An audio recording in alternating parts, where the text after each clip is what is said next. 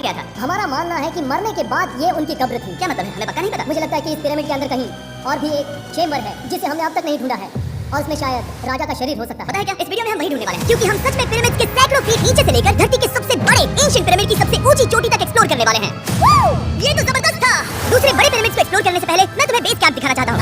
ये बढ़िया है। हमारे पास एक डिनर टेबल है, कुछ टेंट्स हैं सोने के लिए और ओके। यहाँ तक कि हमने लाइट्स भी लगाई हैं ताकि तुम पिरामिड्स को कैंप से देख सको। ये इस दुनिया की सबसे महंगी नाइट लाइट होगी।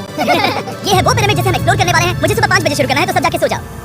ये पिरामिड्स अपने समय के लिए इतने टेक्नोलॉजिकली एडवांस थे कि कुछ लोग इनका क्रेडिट प्री इजिप्शियन सिविलाइजेशन को देते हैं, जबकि कुछ लोग तो एलियंस की थ्योरीज की ओर भी इशारा करते हैं। लेकिन इजिप्टोलॉजिस्ट को यकीन है कि इन्हें पहले के इजिप्शियंस ने अपने किंग्स के टूम्स के रूप में बनाया था। और इस वीडियो के अंत तक हम पता लगा लेंगे कि इनमें से कौन सी थ्योरी सच है। ठीक है बॉयज, उम्मीद है तुम अगला पिरामिड एक्सप्लोर करने के लिए तैयार हो। The pyramid of खाफरे।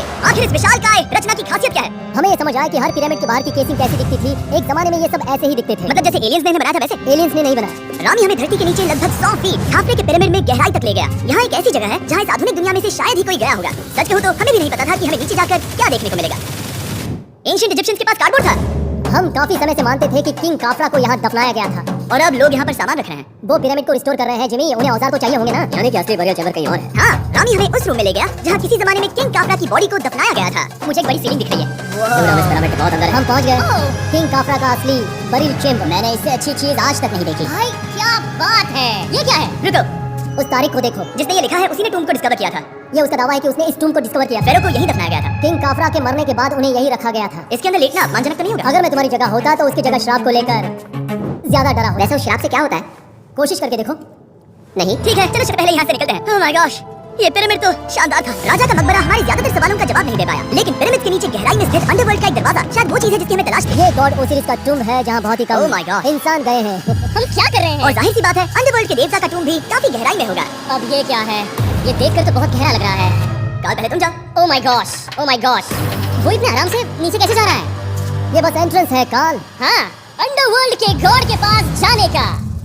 ये सीढ़ी काफी लंबी है। ये सच में बहुत गहरा है। अगर तुम गिरे तो हाँ, तुम पक्का मर जाओगे। हाँ, अब तो सच में डर लग रहा है। मुझे इसे मजा नहीं आ रहा है। और जहाँ हम सब पहले से ही डरे हुए थे, वहाँ आगे जाके हमें ये दिखा। 3000 साल पुराना इंसान। मैंने इसे हाथ में क्यों पकड़ा है? ये खोपड़ी का हिस्सा ये है? एक खोपड़ी है। हाँ। ओह माय गॉड, जब हम नीचे जाएंगे हम इतनी गहराई में होंगे कि ऑक्सीजन की कमी से बेहोश होने का भी खतरा रहेगा।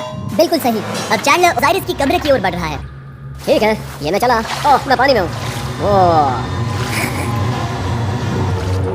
तुम महसूस कर सकते हो कि यहाँ की हवा थोड़ी पतली है। रुको, ये क्या है? यहाँ एक पत्थर है। ये पत्थर या कोई ढक्कन? इस कमरे के ठीक बीच में गॉड ओसिरिस का सरकोफेगस रखा है। यानी कि यहीं पर है उस अंडरवर्ल्ड का दरवाजा।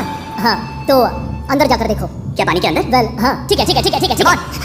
ओह माय गॉड, माना जाता है कि ये सरकोफेगस दरअसल अंडरवर्ल्ड का दरवाजा है और शायद यहाँ पहले कोई भी इंसान नहीं आया। कितना गहरा है? ओह माय गॉड, मैं क्यों मरूं? हम यहाँ जरा ऊपर राइट में उस कोने को देखो। वहाँ एक सुरंग है जो किसी को नहीं पता कहाँ जाती है। वहाँ ऊपर जाओ। क्या मैं सच में आ जा सकता हूँ? जिमी, उसे मत जाने दो। मैं बहुत डर गया हूँ ब्रो।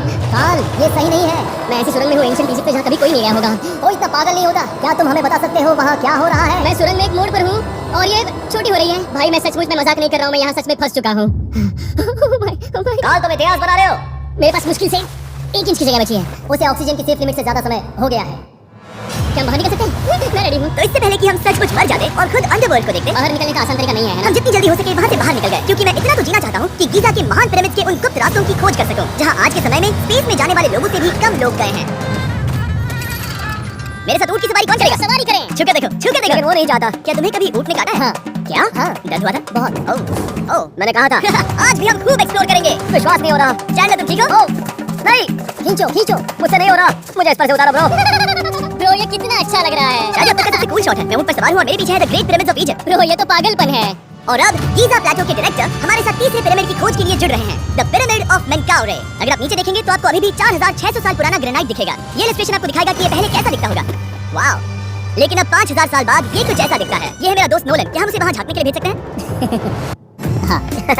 मुझे ऐसा करने को मिला जो आमतौर पर गैर कानूनी है। नोलन संभल कर। क्या आप नोलन पर चिल्लाना शुरू कर सकते हैं? वो डर जाएगा। किसी भी पिरामिड पर चढ़ने के ज्यादा मौके नहीं मिलते। मैं तो ये मौका नहीं गंवाने वाला। रुक जाओ, तुम नीचे आओ। नीचे आओ। नीचे? हाँ नीचे। ठीक है। नोलन, बहुत हुआ, तुम्हें नीचे आना होगा। चलो। हाँ, मैं नीचे आ रहा हूँ। अभी चलो जल्दी आओ। अच्छा रुको, ये मजाक कर रहे हैं, चलते रहो। ये एक मजाक था। ओह माय गॉड, तुमने मुझे डरा दिया था। ओह माय गॉड, मुझे लगा कि मैं आज गिरफ्तार हो जाऊंगा। आगे बढ़िए सर। चलो शुरू करें। वो रुको, कैमरा नीचे करो। यहाँ इतना अंधेरा क्यों है? क्योंकि हमने लाइट बंद की थी। तो ये बात थी। ठीक है, रास्ता दिखाइए। पिरामिड की इन सीढ़ियों ने हमें जमीन में 100 फीट नीचे उतार दिया, जहाँ एंशिएंट इजिप्शियन इतिहास में पहली बार डेकोरेटिव कार्विंग्स की गई थी। ये क्या है? झूठे दरवाजों का डेकोरेशन। फर्स्ट डायनास्टी के किसी भी पिरामिड में नक्काशी नहीं थी, सिर्फ इस पिरामिड को छोड़कर। तो इसे 4-5 हजार साल पहले बनाया गया था। 4600 साल पहले। पिरामिड की ओर गहराई में जाते हुए अगली सुरंग हमें एक ऐसी जगह ले गई जिसे कहते हैं मेनकाउरी का एंटी चैम्बर। वो यहाँ पर तो बहुत सारा इतिहास है। उस कमरे में क्या है? मैं तुम्हें बता सकता हूँ, वहाँ कुछ नहीं आप वहाँ ऊपर गए हैं? है। नहीं, तो फिर कैसे पता वहाँ क्योंकि कुछ मैं नहीं? यहाँ से देख सकता हूँ। तो हाँ। वहाँ देखो, ओह। बस एक सुरंग है और कुछ नहीं। हाँ, मुझे अभी दिखाई दिया। हाँ। सवाल पूछना जरूरी है। द पिरामिड ऑफ मेनकाउरे, जो अपने कॉम्प्लेक्स पैसेजवेज के लिए जाना जाता है, वो हमें ले गया उसके बरियल चेंबर तक। तो ये है किंग का कमरा और इसकी गुंबदनुमा छत भार को झेलने के लिए बनाई गई थी। उन्होंने 5000 साल पहले ये सब कैसे जाना? अगर तुम पिरामिड बना सकते हो तो कुछ भी बना सकते हो। हाँ, कुछ भी कर सकते हो। कुछ भी कर सकते हो। बाहर आते वक्त मेरे मन में एक सवाल आया, इस पिरामिड के बाहर 3 और छोटे पिरामिड्स क्यों बने हैं? ये 3 छोटे पिरामिड्स क्या हैं? मेनकाउरी ने अपनी 3 पत्नियों के लिए ये छोटे पिरामिड्स बनवाए थे। तो मेनकाउरी की 3 बीवियां थी और ये उनकी कब्रें हैं। हाँ। नोलन, इधर आओ। नोलन, गॉड, उसकी 3 बीवियां हो सकती है, तो तुम एक तो ढूंढ ही सकते हो। हाँ, मेरी कोशिश पूरी है। मुझे एक मम्मी मिली है, वो पैसों की मांग नहीं करेगी, वो हमेशा तुम्हारी सुनेगी, ज्यादा बात नहीं करेगी। ये तुम्हारे लिए सही आइडिया है। मुझे एक मम्मी दे रहे हो? हाँ, तुम्हारा प्यार ढूंढने के लिए हम क्या क्या नहीं करते। मेरी एक भी रील वायरल नहीं हो रही थी। ये देखिए, 1300 व्यूज, 1500 व्यूज, 1200 व्यूज। फिर मैंने एक सीक्रेट जगह से रील वायरल करना सीखा और फिर ये देखिए 577 के व्यूज, 1.2 मिलियन, 9.8 मिलियन और इससे देखिए कितने फॉलोअर्स आए हैं।